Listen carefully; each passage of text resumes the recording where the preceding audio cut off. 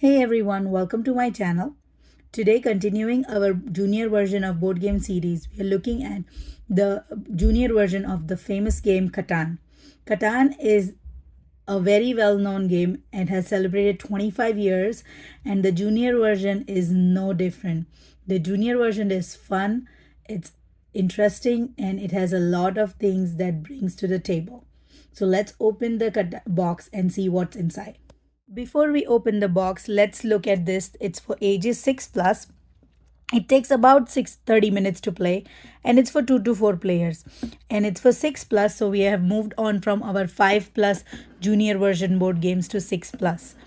And now let's go ahead and open the box. So here is the box which I had already opened it, and here is the rule book. And when we first got Catan Junior, we thought this rule book was very big because it was one of the first games that we purchased. And now with all the other games that we have, this rule book is nothing. It takes about minutes to read. And then we have the board here, and the board is double-sided, and this side you will use when you're playing 2 to 4 players. I mean, if you're playing 3 or 4 player, because it has the 4 turtles on this side. And then if you're playing on this side, then you will play, when you're playing 2-player game, you play on this side with the 2 turtles. So that's the thing. It has it's a double-sided board game, and that is that. Then the next thing we have is the dice, and I love the color of the dice. It's so pretty. Okay, it's the dice. If it gets in focus here. Next up, we have these 5 different types of resources, and each of the resource are 18 of each tiles. And then you have these 4 building cost tiles. So you each will get these tiles. So if you want to build each of these, you will need this resources to get those. Then you have 28 of pirate layers, and they are 7 of each color, so in 4 different colors. And then there are 32 of pirate ships, and there are 8 of these 4 different colors. Okay, and then there is one ghost captain right here, and right here, that's the ghost captain. And also then we have these cocoa tiles right here, which are helpful aids for the game. Okay, so to build a cocoa tile, you will need 1 cutlass, 1 molasses, and 1 gold bar. And to build a ship, you will need a lamp and a log resource. And to build a lair, you will need a cutlass, a molasses, a lamp, and a log token. I mean, log resource. Okay, so those are the components of the game, and then I already showed the dice. So those are the components of the game. And now let's go ahead and see how to set up the game, and then see how to play the game. All right, let's quickly look at how to set up the game board. I have set up this game for 2-player game board, and I have used a side with the 2 turtles on it. On this side, you can only use the blue and the red player. So I am the blue player, and the second player will be the red player. So how you choose where you will place your beginning ships and layers. So there are some circles that are marked in colors, and some lines are marked in colors. That's where you will put your layer and your ship. So your layer goes on the circle, and the ship goes on the dotted line. The same way, the red player also has it in red, and the dotted line is also in red. Okay. Then we will put the ghost captain on this spooky island, and there are no number 6 dice on the board. So when you roll the number 6 die, you get to move the ghost captain to any of the locations. Okay, but that is for the next step. So then you will take one of each resource tile and place them on the board here.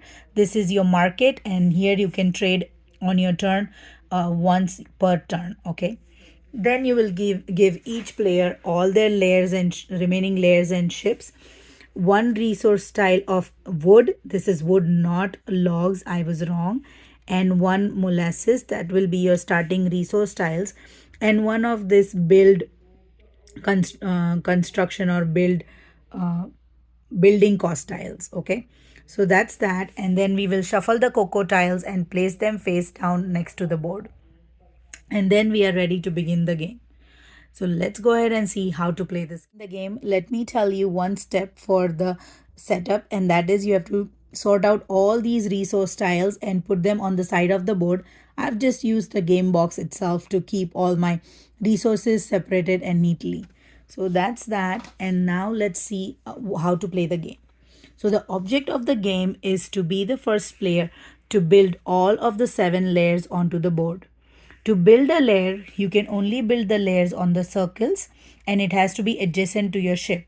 So if I wanted to build a layer, I could build it here on this circle right here, or I could build it right here.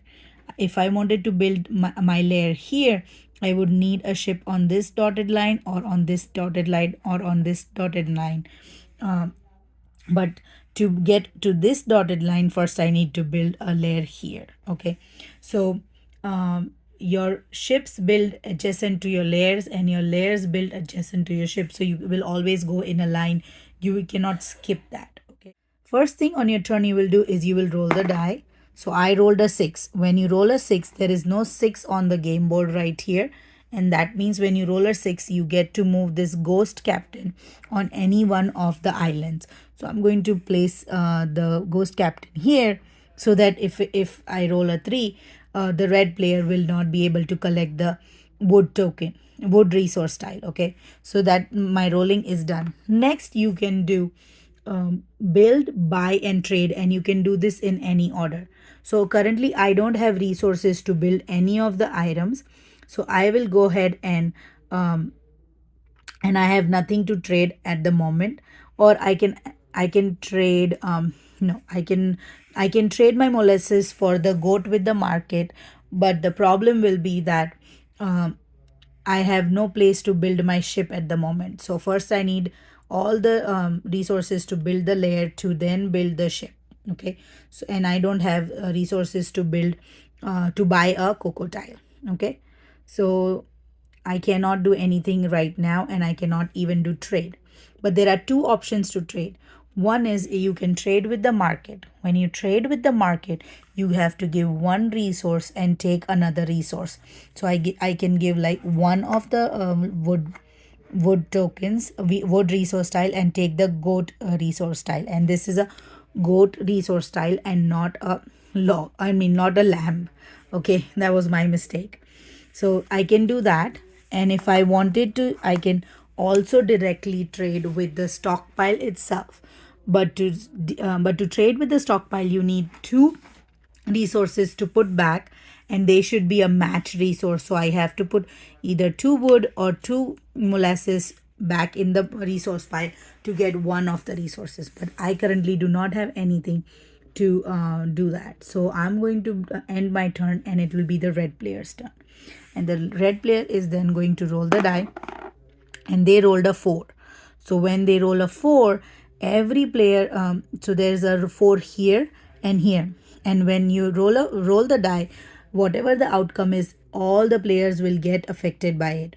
So I will get, because my blue layer and ship are next to this island here, I will get a wood token. And because red player's lair is lair and ship are near this island, they will get a molasses token, so they will take a molasses from the stockpile. Okay, next they will do build, buy or trade, and that can be done in any order. So they decide to give their molasses and take a goat from here, so they can add it to their pile, and then probably next turn they will get the cutlass and they can build a lair. So now their turn is ended, and then now it's my turn, and I rolled a 1.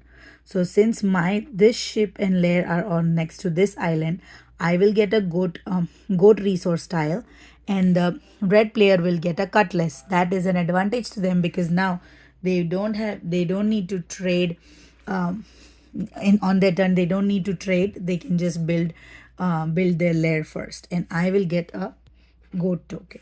Okay, so that is that. Now I am going to trade directly with the market here. I'm going to give them my wood token, and I'm going to take a cutlass.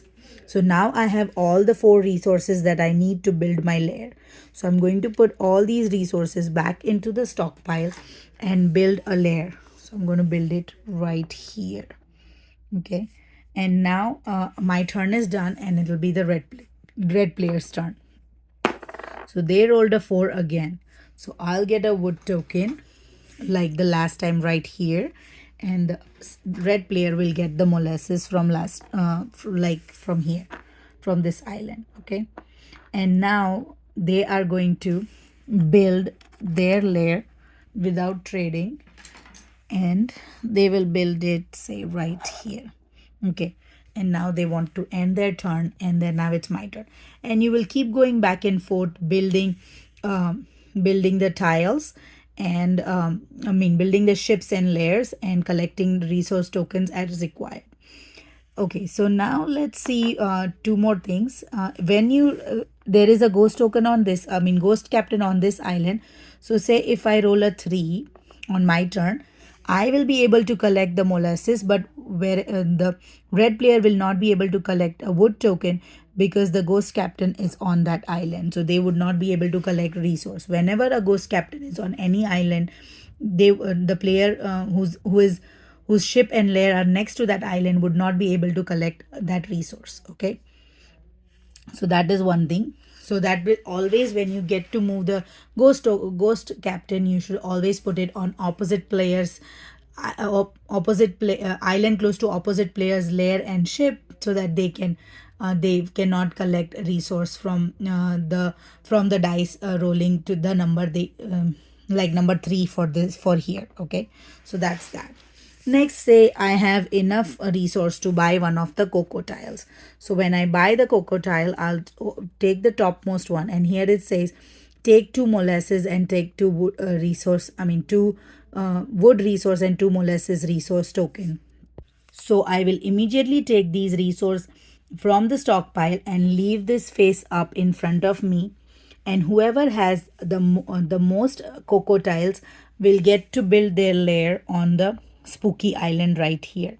So when you build a lair on the spooky island, is same as building a lair on these islands on these circles here. That means now I have already used 1, 2, 3, and 4 of my layers out of 7. So I just have to build 3 more. Okay, but you have to be careful, because if the other player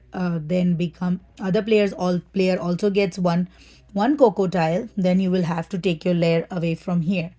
And then say if they get 2 cocoa tiles, then they will be able to build their lair.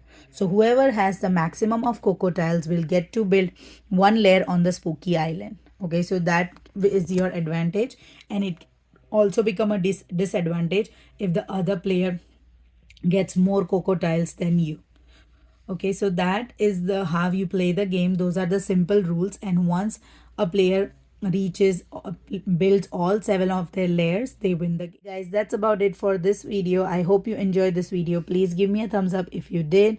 Don't forget to share this video with your friends and family, and also don't forget to hit that subscribe button. Thank you so much for watching this video. Have a wonderful and blessed day. Bye.